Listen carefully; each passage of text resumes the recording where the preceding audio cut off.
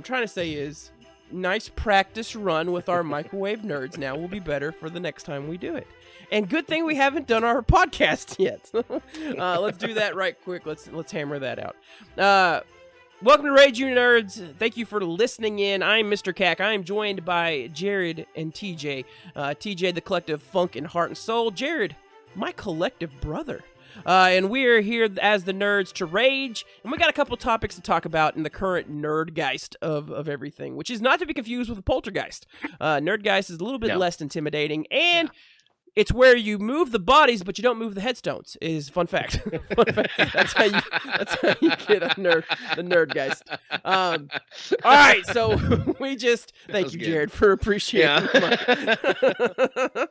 We just got done watching the trailer for Beverly Hills Cop 4, and honestly that seems to be the theme here. It's a look in the past of things that are coming out in the future. I guess that could be where it's December. Maybe this is very Christmas past, present, and future of it all, but our current present is a star from the past is coming along with his previous franchise in Beverly Hills Cop 4. It was good seeing it, but I am very interested to know what your thoughts are on what you saw. And then I guess kind of how you're feeling about what this is going to be, especially now that you know it's going straight to Netflix, if that is an issue for you. TJ, we can start with you first. How you feeling about all of this? Oh, I'm fine. It kind of gets me thinking, though, like, is going to Netflix because they don't have faith that the movie will perform at the box office kind of thing? Or is this one of those things where Netflix actually commissioned this movie to be made? That's what I'm kind of wondering. Yeah. It's a great question. But, I mean, is this kind of a trend that we're going to start seeing where instead of new original ideas, new original movies, they're just going to start rehashing a lot of the older movies that were very popular just to try to win back the audience? I mean, because if you think about it, we've heard that they're going to be making a new Lethal Weapon. Yep. Right? They've... Beetlejuice 2. Beetlejuice 2, Ghostbusters. Mm-hmm. They've started, bringing back the original Ghostbusters cast. So, I mean, yeah, it's I don't know. I like the trailer, though. It looks like it's going to be a lot of fun. No. Jared, what are you feeling about what you seen? How you feeling about this part 4 of the franchise? Well, it's I've been waiting a long time for part 4 without waiting, a long time for part 4. Every time you watch one, you're like, man, I hope they do another one of those, but you never really thought about it. And then you hear it's in the works. And then now we've got a trailer for it, which brings all the goosebumps back. You got Taggart and Rosewood back. It's just and you get Surge. You got Surge back, and it's just, I don't know. To me, it's I don't know what they're gonna do with it. That's my only thing. Which the first one had a really good plot. He was old friend came to see him. He gets murdered. He's got to go. And in part 2. Detective Bogomil gets, shot, so he goes out to hell. Part 3, he goes out. I can't remember why he originally went out there in part 3. Oh, because they killed his captain. I forget what his name is, but the Wonder World. I like when he's like dressed as Okie Dokie. Do the Okie Dokie shuffle. And he does it. And the kid's like, that's not it. It's this. And does the same thing. Hey, kid, I know what the Okie Dokie shuffle is, all right? Okie Dokie made that kid cry. But, I mean, just so I feel like whatever happens, because, like, all 3 start out, something happened to one of his friends or one of his coworkers or something. So, like, I'm wondering I hope they don't just throw it willy-nilly like he's in Beverly Hills on vacation, or something. Like, I feel like it has to stick to the formula. It has to stick to he's in Detroit, something happens in Detroit, he has to go to Beverly Hills and then uncover this mysteriously large plot. So that's kind of where I'm hoping. I'm hoping they stick true to the formula.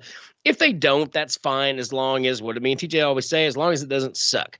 But typically, and here's the thing with Eddie Murphy, you could put Eddie Murphy in anything and just tell him to, like, it's like, all right, here's a script, just like, yeah, say the lines, but do what you want, and like Eddie Murphy has a way of turning things into gold.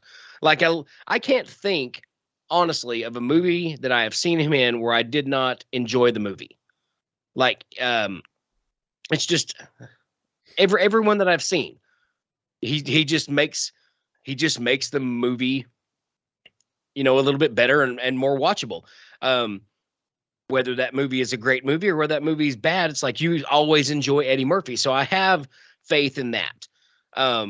But it's just, I can't wait for it, man. I can't wait for it. And the fact, I want to go back to what TJ has to say about, did Netflix commission it, or did nobody else want to do it or whatnot?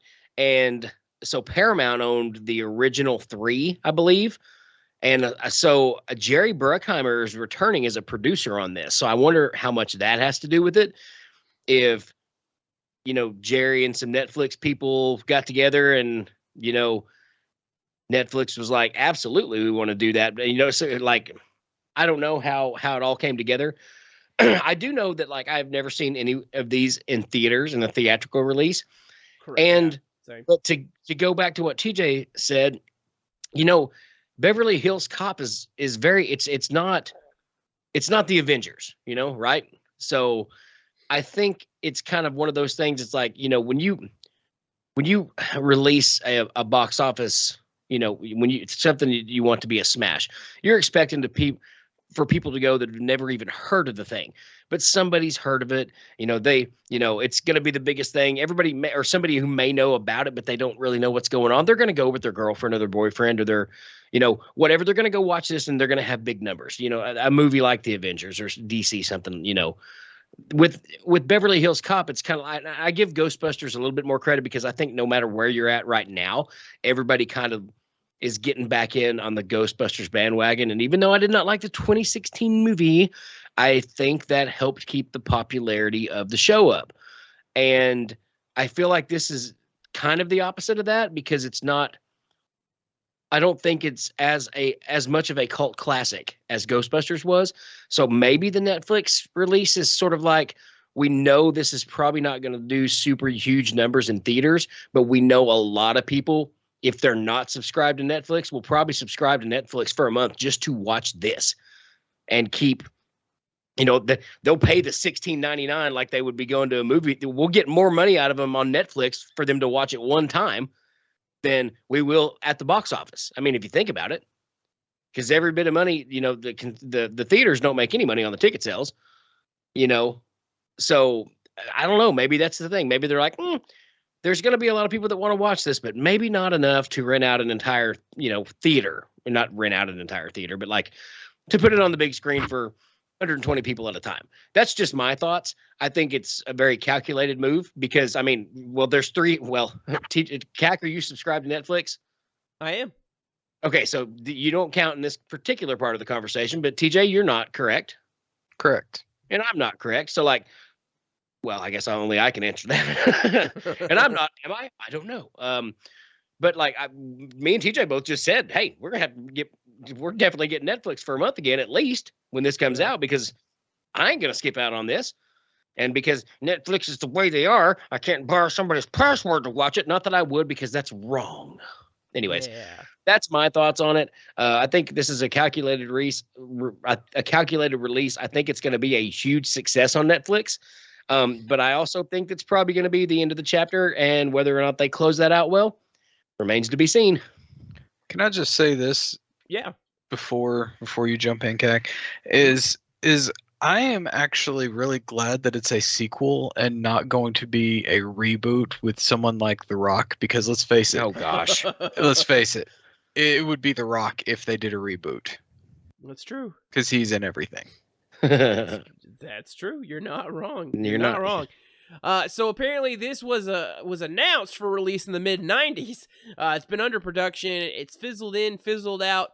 It had a pop-up in 2006, 2008, 2009, 2014, 2016. In 2019, what we're finally about to get was officially in the developmental phase. And then, of course, if you're unaware, the immediate months following August 2019 happened to be something called COVID. So production was halted, and this got delayed.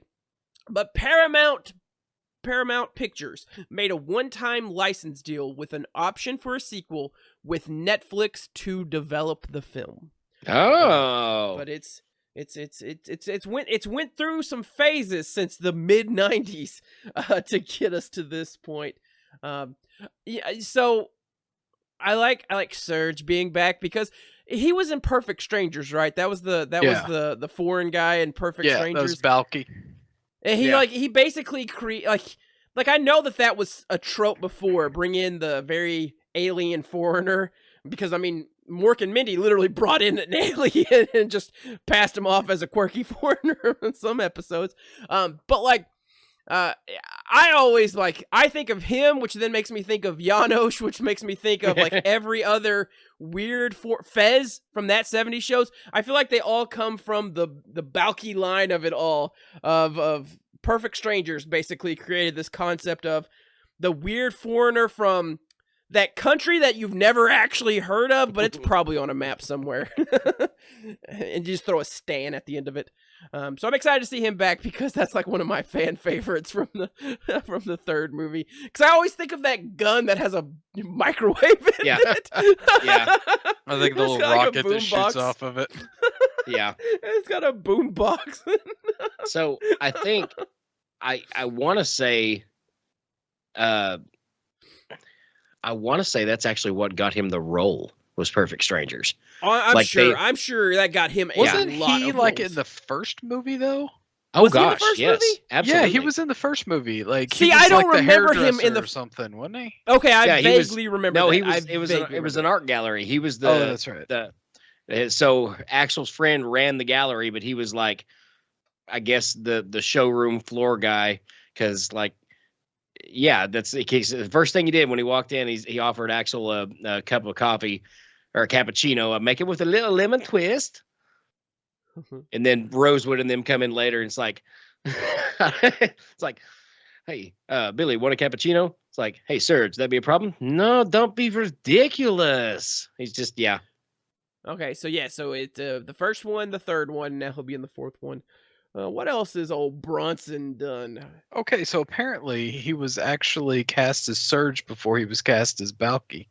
Really? In Perfect Strangers. So Perfect Strangers was the reason that he got, or Beverly Hills Cop was the Beverly Hills reason Cop he is the got. reason he got Perfect Strangers. Oh my gosh, that's interesting. He was in like the final 86, season of like 93. Step by Step as Yeah. Beverly Hills Cop was 2 years before Perfect Strangers. I'll be darned. Oh gosh, it was, wasn't it? Wow. For some reason, I was thinking. For some reason, I was thinking it was like 87, but it wasn't. It was 84, wasn't it? Yep, 84. And I don't know why, but his personal life entry on Wikipedia has this as its final quote. As of April 2017, he owned 2 tiny homes, one measuring 77 square feet, the other 153 square feet. Yeah, apparently, like when for you, like Bronson. between like doing movies or TV shows, he would like buy and fix up and sell houses. Yeah. Oh, he was in Duckman. Man, we need to have a conversation about Duckman at some point. Duckman needs to get some airtime. That was that dirty cartoon that came on USA that I felt like, ooh, I'm a naughty child for watching this. I've got Those him on ducks are about to DVD, have sir. sex. What else has he been in? He's been in Law and Order. He's been in all the Law and Orders. He's been in a lot of things, yeah. Y50, NCIS. Oh, he was in Ray Donovan. There we go. Back to Lieb Schreiber of it all. Good old Lieb. Let's see. All right, well, I'm excited to see what they do with Beverly Hills Cop 3. I'm also, or not Cop 3, Cop 4, Axel F. I also, because of Google search, just remembered that George Lucas was actually in Beverly Hills Cop 3 as a disappointed park goer. Oh, that's right. He was. So I'm excited to see it. I like when nostalgia grabs bring back the characters that drive the nostalgia, which, they could have easily just made it Eddie Murphy and then brought in Joseph Gordon-Levitt to bring in this new cast and Kevin Bacon and it's all new stuff. But no, we bring back Paul Reiser. We've got Judge Reinhold. Let's get old Bronson back in here as a weird crazy foreigner. Let's do it all again. Let's bring it all back. Let's kick it all back. So I like that because I feel like that's the best way to do the nostalgia grab. It shows that you actually understand the property. Yeah. It'd be weird. It'd be like in which they've tried doing a Lethal Weapon and not having the dang police officers. like, well, we're gonna do it, but let's not do Mel or Donna. Let's just leave Danny out of this. Also, let's not. Let's have them. Let's do it right. Let's do this like we should. So I am excited to see when people actually fold into the nostalgia and make it good. But yeah, I can't wait to see what they do. I am excited. TJ, you brought up this point, and Jared, you talked about it too. But I don't even know if the whole going straight to Netflix first is even a negative anymore. Yeah. I feel like that's not. I feel like 5 years ago that would have been oh gosh, you basically just said it's coming out to like direct to VHS. Oh Yeah. Yeah, But now I it think. feels Well, I don't know. I mean, even a lot of the old days when it was direct to DVD or direct to VHS, like a lot of those movies, were really good movies, and a lot of them became, like Well, cult favorites essentially. But Netflix, essentially is the new direct to DVD kind of thing. Yeah. Man, I'm excited that they're actually, looking to make quality, right? That was something that came out when we were having conversations during the pandemic when we were running out of things to talk about.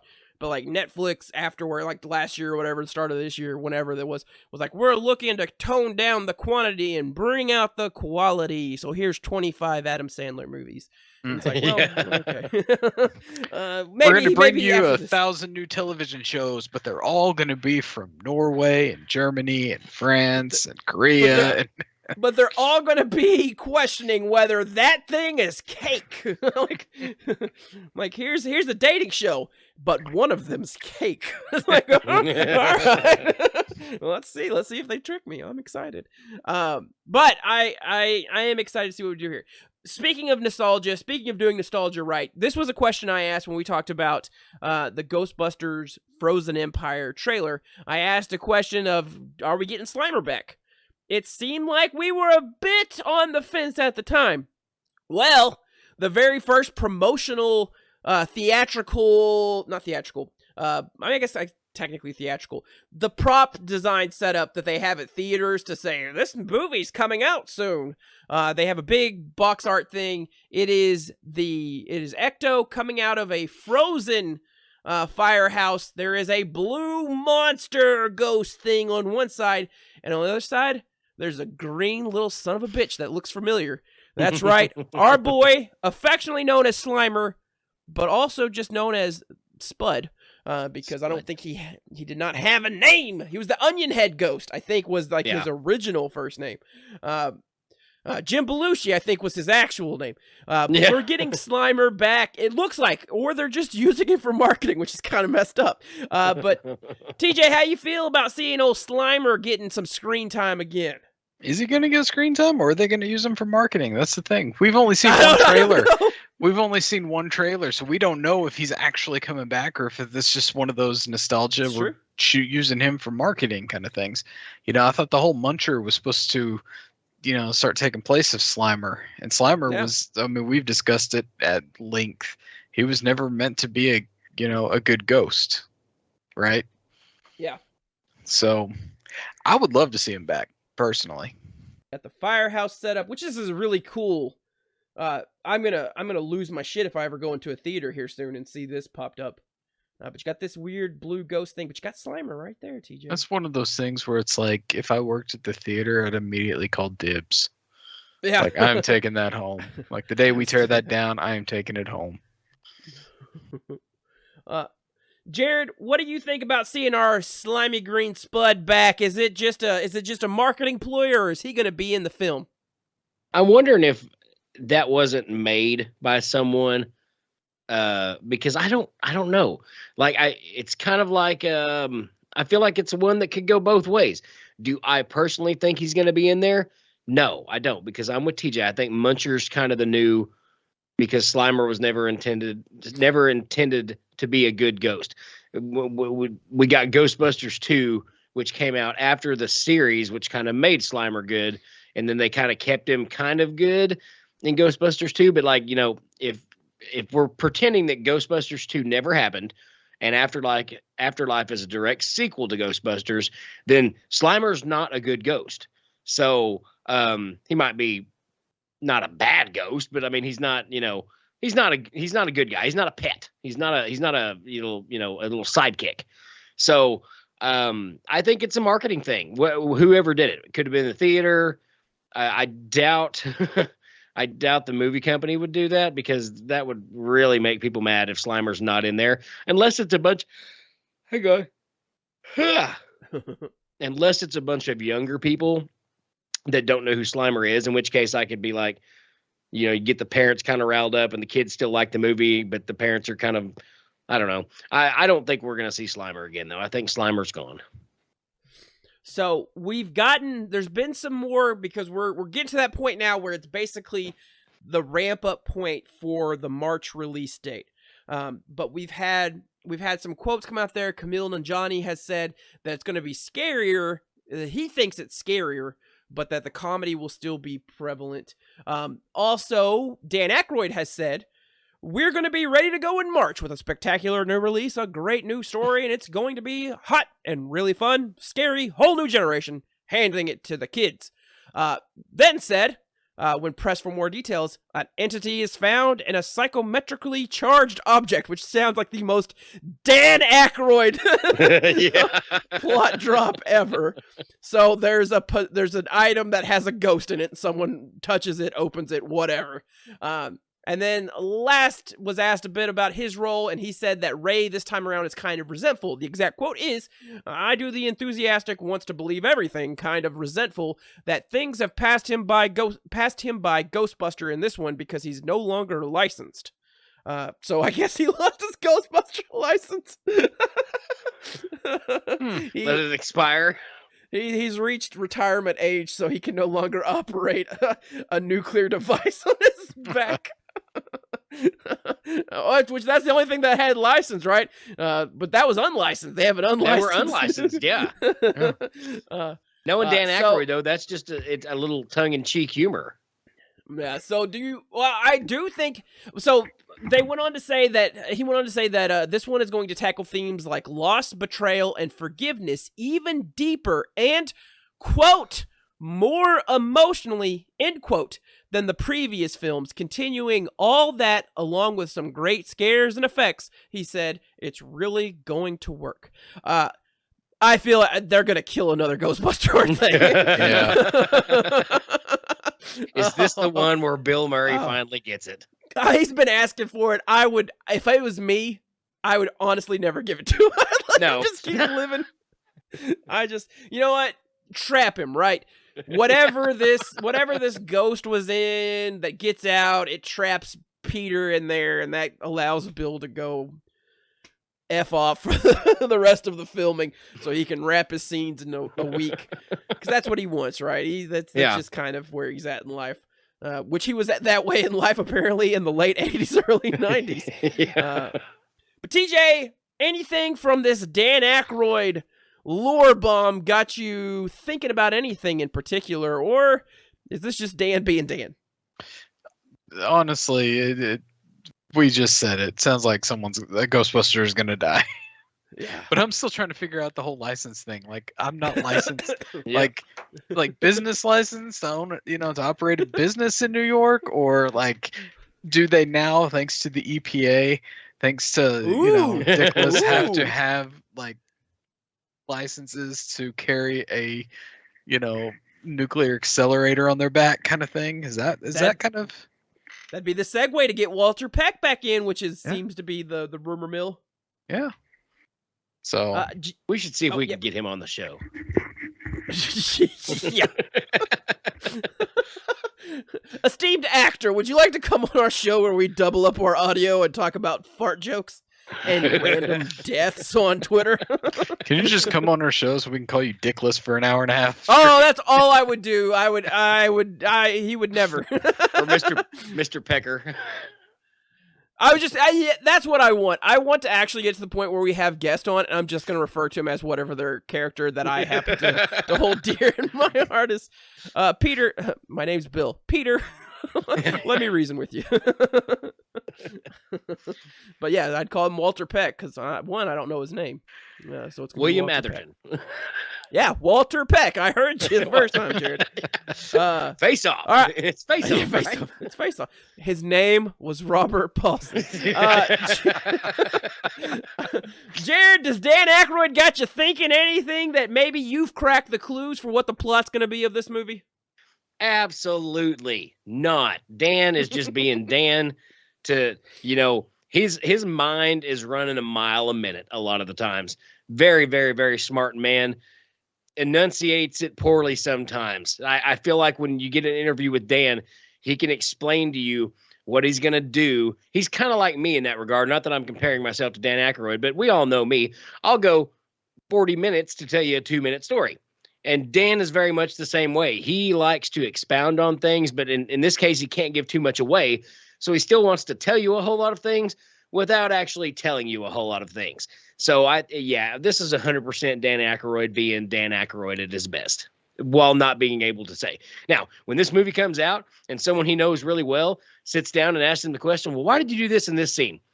Get prepared, brother. Hope you brought a seatbelt because strap in. Dan is going to talk to you about that for an hour and a half for a 30-second scene. He's just that kind of guy. And that's cool because that's where all that creativeness is. Yeah. One last thing on Ghostbusters, and then we can call it and move on to the very last topic for the podcast. This is the artwork. So there is a 6-part comic book series that's being released to fill in the gap between Ghostbusters Afterlife and Frozen Empire. So this will tell the story of the Spangler family coming from Oklahoma to New York and kind of, I guess, lead them into their ghost busting ways. But as you can see from here, we get some highlights. We get the death chill in the back, and then we get the legacy Ghostbusters, including Annie Potts, Janine. And then we have very prominently featured, which I think is the correct move, is Phoebe's character. Grace McKenna's character, because that is the star, right? Yeah, we said it when we watched Afterlife. Phoebe is the star of the future of the Ghostbusters. But you also have podcast, so I'll give you a better close up here. But you have Celeste, or not Celeste. Oh gosh, what's her name? Lucky. Which her real name is Celeste. And then this goober, this little hot dog wearing I just need him to wear a Jets sweater at least once, and I'll be like, Oscar. It's Oscar. It has to be Oscar. Yeah. So real quick before we move on, yes. Another thing I thought about that was what in some crazy world, what if that's Louis Tully's son? I'd also be fine with that. I'd also be fine with Louis Tully. But then you also have podcast seems to be pretty big in this, right? Like podcast is. I mean, Trevor's an afterthought. I feel like Trevor is about the same size as Patton Oswalt's random character, and they made Camille. I mean, Camille is pretty muscular, but they bulked him up for this. But Podcast is pretty prominent too. So I guess, does this mean that Podcast and Phoebe are the future of Ghostbusters? And then here's our legacy characters right there. I think so because it's supposed to come out. Great question. Let's see. I think it's around the same time the movie comes out, honestly. Okay. The Sega games were a trip too. But yeah, I mean, that is interesting, right? Because whoever's making the comics, they've probably been given some insight by Reitman and his writing team to say like, hey, this is the program. I for one agree, Phoebe has to be the future of Ghostbusters. I like podcasts. I don't know if I need podcasts to be the future of Ghostbusters, but I like him. I like him more than Trevor, which is Finn Wolfhard's character, because I just kind of over Finn Wolfhard at this point. He's in everything. I just need my boy Gruberson. Let Paul Rudd cook. Let Paul Rudd be the future of the Ghostbusters while still making sure Phoebe is the star, because Phoebe is the star. But Paul Rudd is the levity that we need, because he is going to fill in for the slapstick improvness of it all, where we love what Bill, Harold, and Dan did in the first Ghostbusters, where it seemed like, I don't know if they necessarily wrote it that way. They just kind of let people riff there every now and then. Paul Rudd can fit that pretty easily, and then let Phoebe mature and grow, and let that actress and character both become older. And hot damn, in 10 years, give me grown-up Phoebe being the leader of the Ghostbusters team, and I'll easily say that is the most fair representation of a transition between generations I've ever seen in a movie franchise. So Here's hoping that Ghostbusters does that. Here's hoping that cast, minus Finn Wolfhard, because I don't care what he does with his life, fold into it. But yeah, so we'll talk more about Ghostbusters. There's no way that this podcast doesn't have at least 25 more episodes before March about Ghostbusters. The very last thing is DCEU? DCEU? I don't know what it's called anymore, but James Gunn's DC verse is vastly approaching, to TJ's chagrin, who has been very outspoken about the DCEU, and Jared has also been very frustrated with why Batman isn't in Marvel. We now have Zachary Levi of Shazam glory, who has been asked, will he be, because he's friends with James Gunn, if he'll be invited back to replay Shazam, or maybe another character in James Gunn's DCU verse. And he went on to say this: when asked the question, the actor seemed skeptical that jumping into a new DC character would even be possible. Reminded that Sean Gunn, the actor, the brother of DC Studios and co-CEO James Gunn, who played Weasel and Calendar Man in the 2021's The Suicide Squad, has been cast as the villain Maxwell Lord in the new DCU universe. Levi quipped, "Listen, when you're the brother of the guy who runs DC, I guess you get to play who you want." To also add on to this, Jason Momoa has a movie coming out as part of the DCEU. He is then speculated to transition into a new character named Lobo into the DCU universe that James Gunn is building. I really don't know what to go with this one. Is Zachary just got a little bit of sour grapes here, Jared? Well, I have sour grapes here at this point, Mr. Cack. I can't just say I'm done and it be over. Done. But I'm over it, man. It's like they've done so many things that I don't know. I don't know where the disconnect with like the Marvel stuff is, but like DC stuff is just not as good. It's just not as good. And I don't know why, again, they can't focus on the things that they have that are successful and then really just pound. Why do they have to be like, well, we got Jason Momoa's Aquaman here, and after this Aquaman movie's over, then we're going to put him in another movie and call him another, it's like, what? I don't even know what they're doing anymore, except pissing me off. And so I'm, and I'm not one of those naive to say that just give me more Batman. All I want is Batman. Yeah, sure. Give me some more stuff, but quit screwing around, I guess, in the process. And I just don't think they're going to do it. So I think DC is officially on its, they're done. They're done. TJ, is this sour grapes by old Zachary, or does he I don't even know if he's trying to make a point, really. Like, what are your thoughts on the random recasting, and should Zachary get another shot in the DCU universe? Yeah, I don't know. I'm kind of with Jared on this one. I'm done with like the DCU and the DCEU thing. The simple fact is like, they tried to do a shared universe. I think the biggest issue I'm having with it is there's not going to be there's going to be overlap between the previous one and the new one, which is the biggest issue I have. Like they're not letting any time, you know, Yeah. to let the old shit cool down before releasing they should have just shit canned all the old shit. And I'm saying Yeah. shit a lot because it's really what it is. I mean, it's just they should have just, scrapped everything for the past, 2 years that have come out in the last 2 years. Everything since Justice League came out, they should have scrapped. Yeah. And said, that's it. Okay. If it's not going to be the Snyderverse or whatever, then yeah, I mean, that's the biggest issue. Like the Flash shouldn't have come out for obvious reasons. Blue Beetle probably shouldn't have been released, which I watched it. Which is sad because yeah, I watched it. I mean, yeah, I guess though, like Blue Beetle could, you could use that in the new one, right? Yeah. But the new Aquaman, the Shazam Fury of the Gods. I mean, yeah, it's if there were these plans for these movies and then suddenly there's no plans for these movies going forward, then it's like, why even make the movies? Correct. Why not write them out for tax purposes? Exactly. So, I mean, I guess the whole, James Gunn's brother can play whatever character he wants because he's related to James Gunn. Sure. I mean, if Zachary Levi wants to be bitter about that, he can be bitter. Who freaking cares? Like, dude's got money. Like, he's fine. Yeah.